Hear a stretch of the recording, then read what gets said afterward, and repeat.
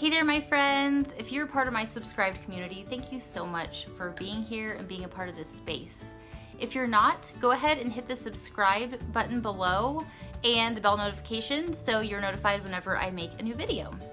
Welcome!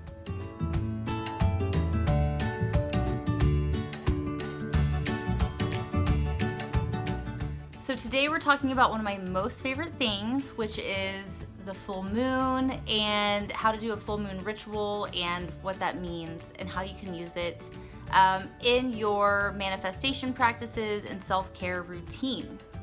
So, as you know, a full moon is a supercharged time. So if you have ever worked in healthcare or anything like that, you know that there's a kind of energy around a full moon.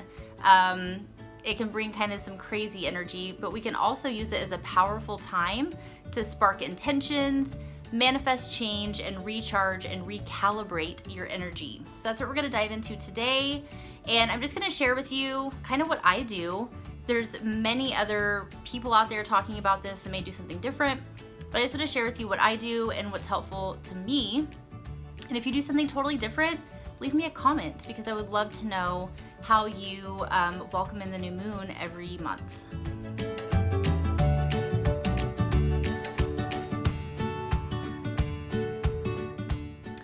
So again, the full moon is a perfect time to release the old, let go, purge the things that no longer serve you, right? How great does that feel to know that you can let go of things that no longer serve you? Releasing old attitudes, old limiting beliefs, thought patterns, relationships, anything that you need to release that's keeping you from being your best self, and tapping into that full moon energy to bring growth. So the full moon, of course, is the brightest phase of the moon, which brings immense energy and amplifies whatever you're thinking about. So make sure that you are thinking about things that are positive.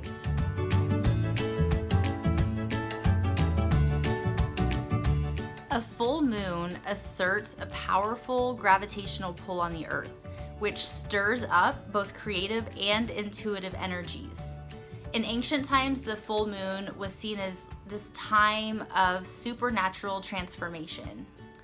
So the first thing that I like to do to get in that good full moon energy is clean up my space and tidy up my area. You want to have no distractions as you're doing your full moon ritual. So if you're going to be hanging out in your living room or your bedroom or whatever that space is, making sure that everything's tidied up, making sure that everything is cleaned up. There's no chaos feeling around a bunch of stuff out. Clean it up nicely, and then you want to clean your space energetically as well. So what I love to do is, of course, using my essential oil diffuser. I only use Young Living, so I'll put some high vibe oil, maybe some sage oil, transformation oil, envision, release, whatever I'm led to at that time, and putting it in the diffuser and letting the essential oils fill that space. You can also use things like burning sage, burning Palo Santo, incense, just cleaning the space energetically. Or even just opening up some windows or turning on some fans and getting some movement in your space. So after you've cleaned your space up, what I like to do personally is I take what is called a spiritual bath. And this is something that I've been doing for a couple of years now. And what I do for a spiritual bath is, of course, I clean my bathroom, and then I have soft music, candles. I use a lot of Epsom salt. It's really cleansing. And draws out toxins from your body. So I do Epsom salt, I do essential oils in my bath. If I'm really wanting to get high vibe and spiritual, I might put some flower petals in there. I get my crystals out and my little battery operated candles and just make it a really beautiful, sacred type place. And this is a bath for relaxation, not necessarily cleaning your body.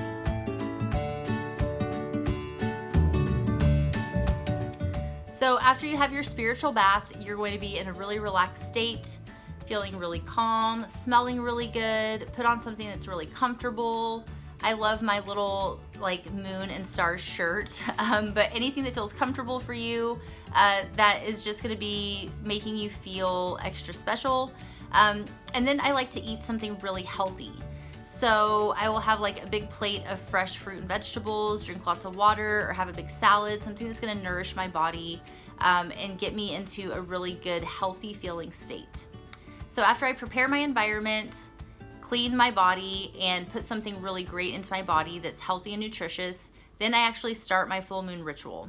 And what I do is I find a place in my house that I can sit and be quiet, and it feels really good. Okay, so a lot of times I'll do this after my kids go to bed. You wanna do it when you're not gonna be interrupted.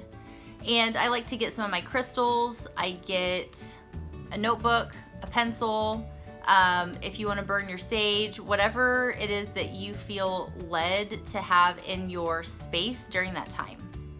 But the most important thing is that the environment feels good and you're not gonna have any distractions. Next, I like to write down gratitude, okay? So this is gonna get you into a really high vibe state.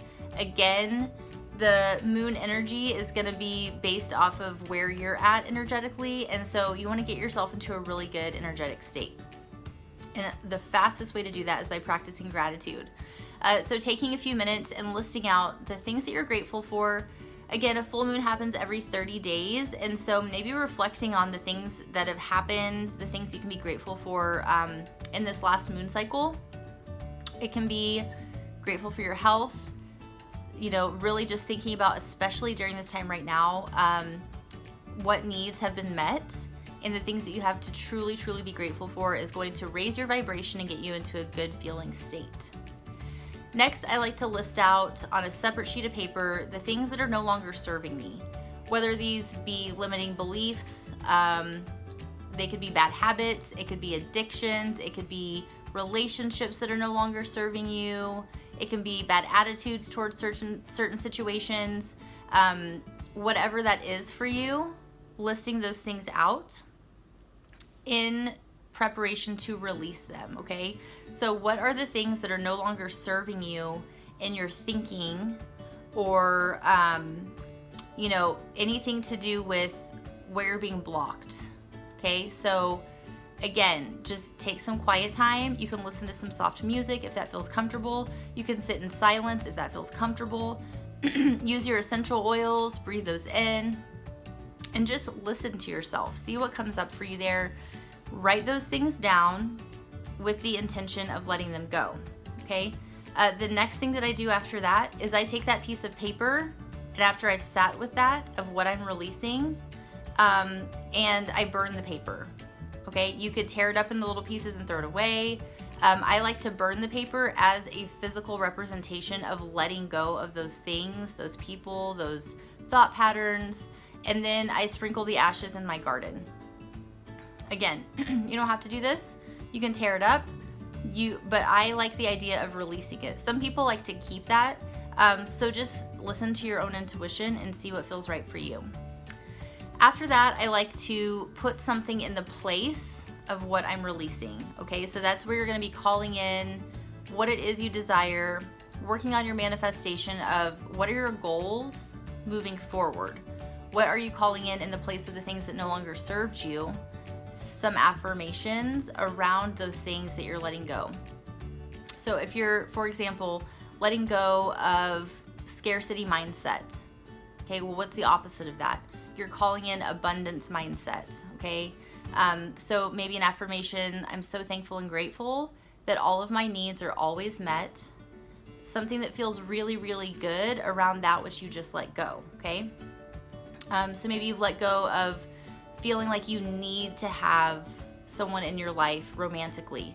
What are you calling in place of that? More self-love, okay? So hopefully that makes sense to you guys.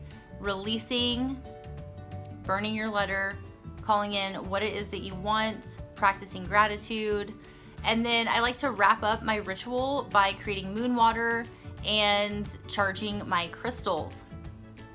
So I have a pretty ridiculous crystal collection. I love them. And so it's a really good time to recharge your crystals. You can either put them into a windowsill that's going to have moonlight. If you have a garden, an outside space, that you can put them out overnight to let the moon energy recharge them. And then something that I just recently learned about was creating moon water, which is super cool. So how you do this is you just take a regular glass, okay? You're going to take glass, You don't want to use plastic or like styrofoam, but just use glass. Sometimes they use a mason jar.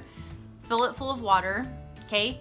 Hold the glass and set your intentions that you just created, your affirmations, and then you're going to leave that water also out in the moonlight. That's going to be charged by this superpower of the full moon. And then the next day, you're going to collect your crystals, and then you're going to use that moon water. You're going to drink some of it while, again, thinking about those affirmations. You can also use your moon water topically for different things, like a face toner. If you're having breakouts or dry skin, or you're having like blemishes or wrinkles, you can actually apply the moon water to your skin. Or if there's a certain area of your body that you're having physical discomfort, like maybe you have a knee that's always bothering you, you can also apply the moon water there as well. You can use your moon water to cleanse your crystals, but the whole idea is that if you look into water memory, when you set intentions over water or you pray over your food, it actually does change it. And so you're setting those intentions into the moon water, and then you're consuming it. It's a really great way of inner cleansing as well, and having a physical representation of those intentions that you set with that supercharged moon water.